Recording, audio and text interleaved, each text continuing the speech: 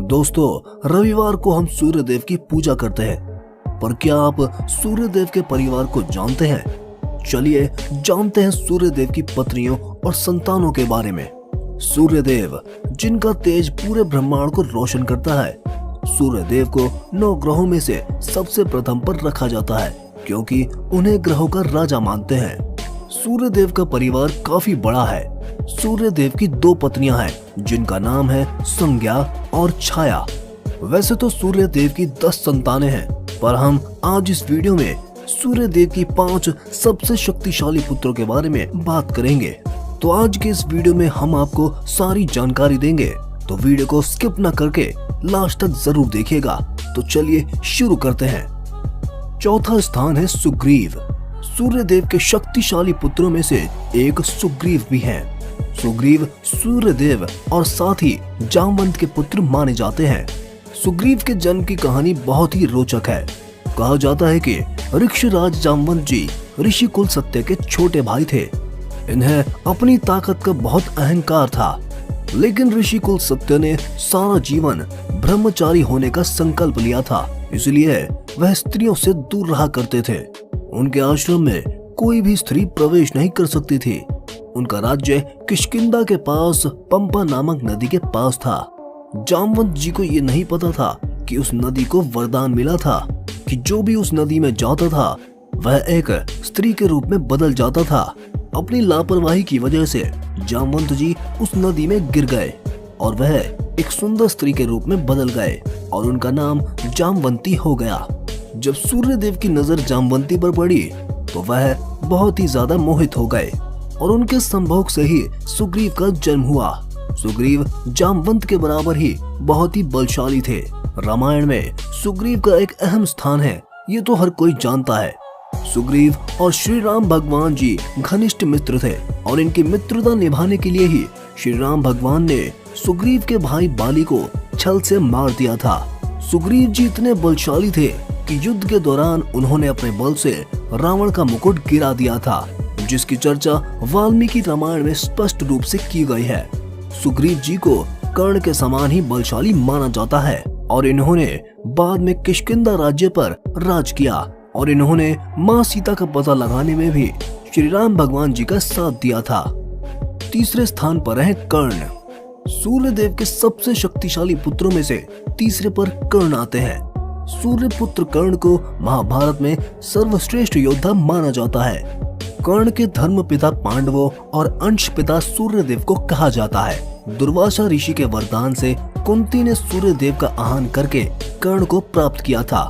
कर्ण का जन्म कुंती और पांडवों के विवाह से पहले ही हो चुका था, लेकिन उस समय कुंती कुंवारी थी, इसीलिए लोगों की डर की वजह से उन्होंने कर्ण को जल में प्रवाहित कर दिया था।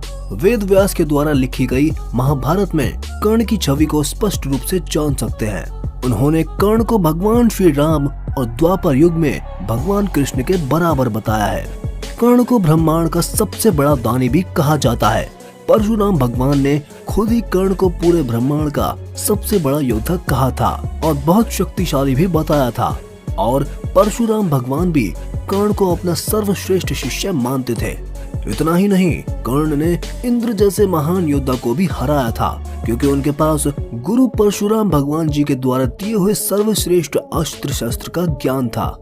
महाभारत में सबसे बड़े नायक, धनुषधारी और सर्वश्रेष्ठ योद्धा और पुरुष कर्ण को कहा जाता है। महाभारत में कर्ण ने अपनी दोस्ती निभाने के कारण अधर्म का साथ दिया था।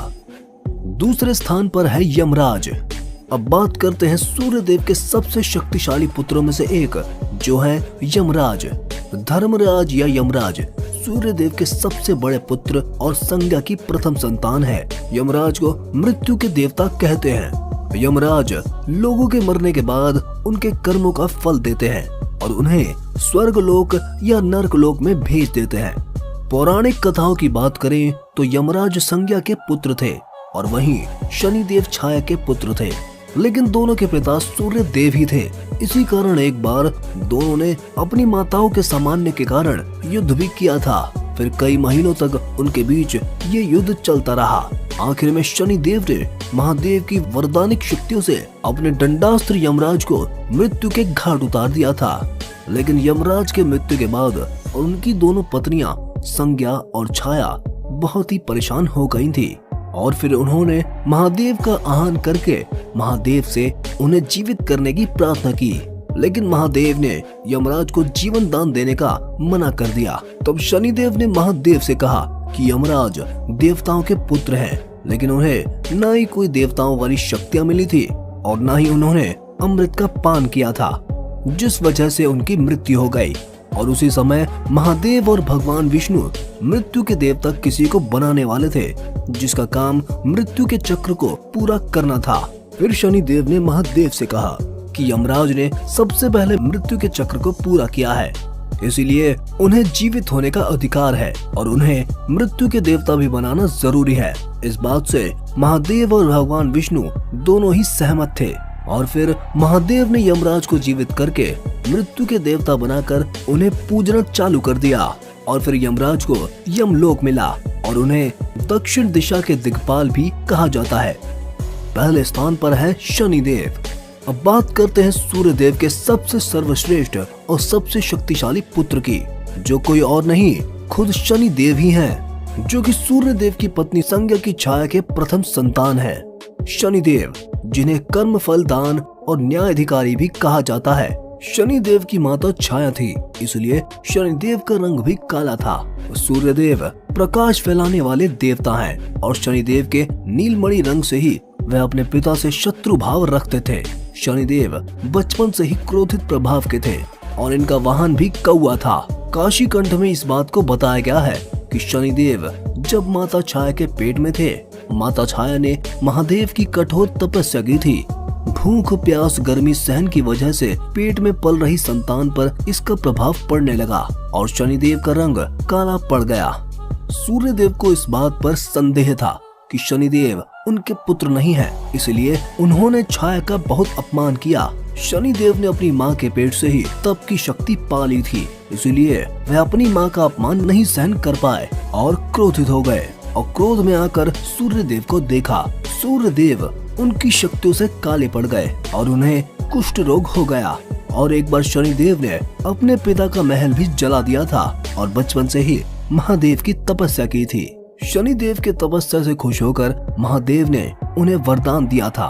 भगवान महादेव के वरदान से नवग्रहों में सर्वश्रेष्ठ स्थान पर नियुक्त हुए और मानव ही नहीं देवता भी उनके नाम से भयभीत रहते थे। शनिदेव अपनी शक्तियों से रंग को राजा और राजा को रंग बना सकते हैं। इसी वजह से महादेव भी शनिदेव की दृष्टि से बच नहीं पाए और उन्हें कुछ समय के लिए हाथी के रूप में रहना पड़ा था। शनिदेव मानव का ही नहीं बल्कि देवताओं के कर्मों का भी हिसाब रखते थे। तो दोस्तों, सूर्यदेव के 5 सबसे शक्तिशाली पुत्रों के बारे में जानकर आपको कैसा लगा, कमेंट सेक्शन में कमेंट करके हमें जरूर बताइएगा। साथ ही अगर वीडियो पसंद आया हो तो लाइक करके शेयर करें और चैनल को सब्सक्राइब करके बेल आइकन प्रेस करना ना भूलें। हम फिर मिलेंगे आपको अगली वीडियो में, तब तक के लिए धन्यवाद।